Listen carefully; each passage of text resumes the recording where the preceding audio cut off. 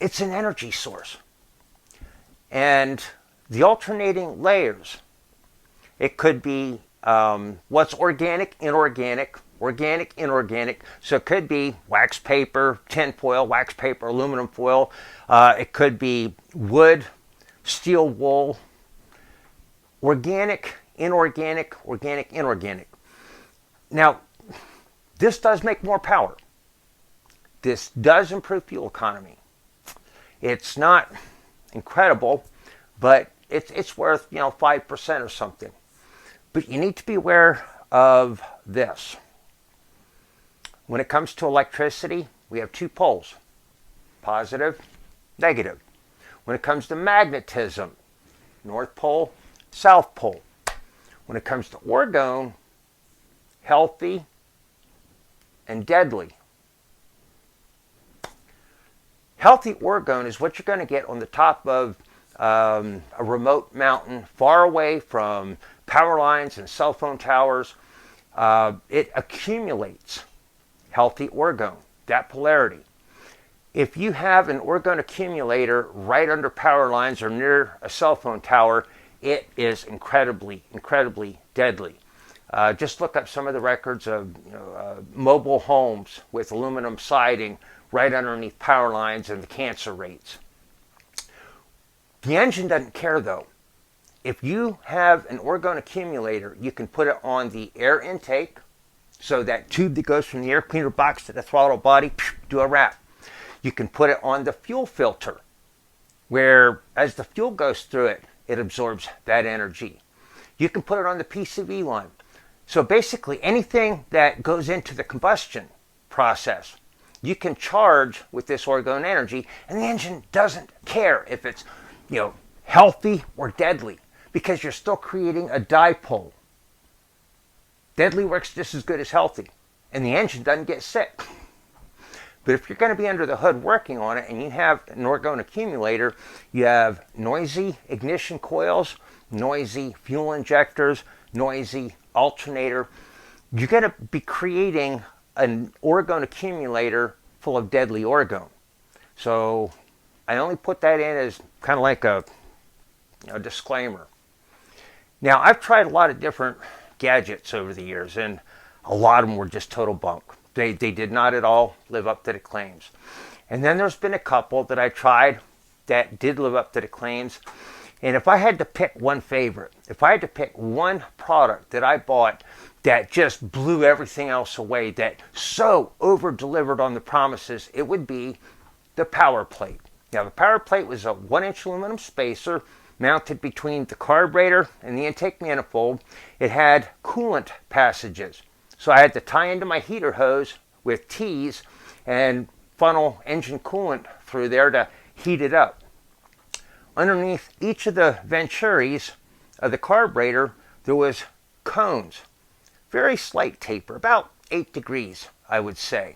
And they protruded beyond the bottom of the plate about a ½ inch or so into the intake platinum. And they had 20-pitch screw threads turned into them. Now, I had this on my 70 Duster. I had already put a carb screen on it and a few other things. The best I was able to get out of this was like 29.7 miles per gallon. I could never crack that 30 miles per gallon mark.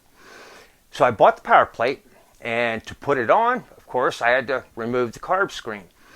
And I put it on right before my wife and I had to make a 60, 70 mile round trip. And just leaving, just breathing on the throttle, just getting up to speed, it's like, holy crap, where'd all this power come from? It was like I'd pulled the slant 6 out and dropped a 362 barrel in. The power was just phenomenal.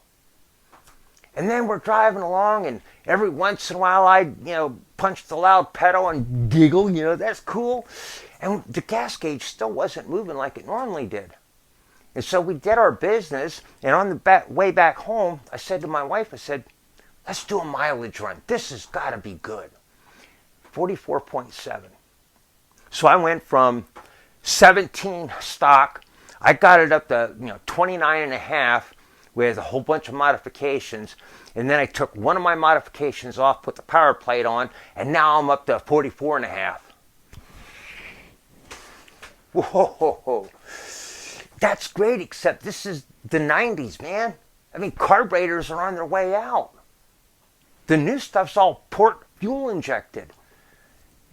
How can I take this power plate concept and apply it to port fuel injected engines? Well, that led me to what I call power lines. I cover them quite extensively in the head porting section.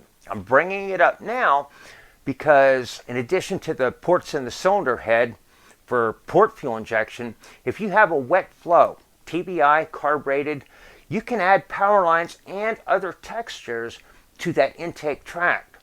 And it helps keep the fuel excited.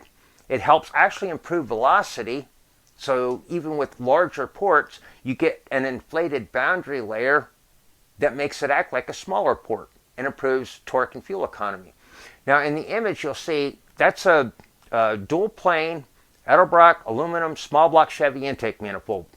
Notice underneath the carburetor, the perimeter of the walls, there's power lines. Notice the floor where you have crossover heat, which I think is exhaust on those. Notice that the floor is all dimpled to generate an excited boundary layer. So you can use textures in the induction system to improve fuel economy and performance.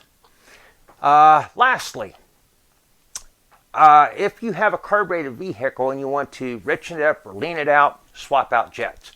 If you have a port fuel injected engine, well then it would seem logical that if your factory injectors were say 240 cc's, that you could swap out like a 231 cc injector and lean it out.